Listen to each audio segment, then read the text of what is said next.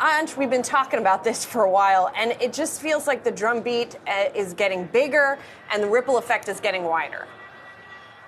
Yes and no. So definitely starting to see a lot of attention and focus more on what exactly the fallout is going to be of this increase in use. We know that, of course, use is still limited by insurance and by employers willing to pay for some of these drugs. But what we do know is that with their rising popularity, there has been concern about certain companies being impacted. That's insulin pumps, that's continuous glucose monitoring, and other medical devices. We've also seen reports of decrease in bariatric surgery. So all of these things just sort of feeding to the idea, of course, that these drugs are getting more attention, more people willing to try them. At the least, Ozempic for type 2 diabetes and Wegovy when it was made available for weight loss. But we've seen also a little bit of reversal of that concern. You're seeing from Jeffrey some notes that give you some idea of that. One note said, quote, "We only see potential for modest drag or no drag on the insulin pump opportunity and view that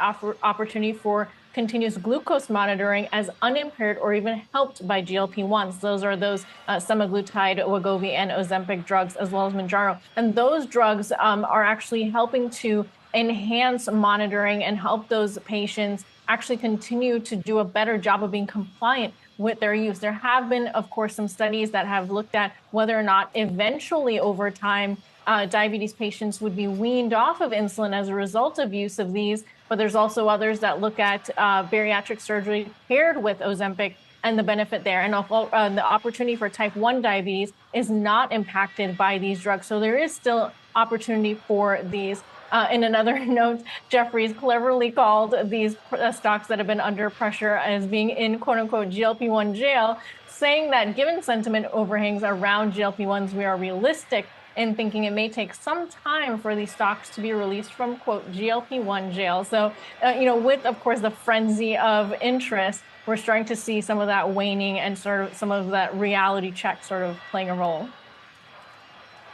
And Angela, related to these weight loss drugs, there have been these findings from the JAMA Medical Journal pointing to some health risks. What can you tell us there?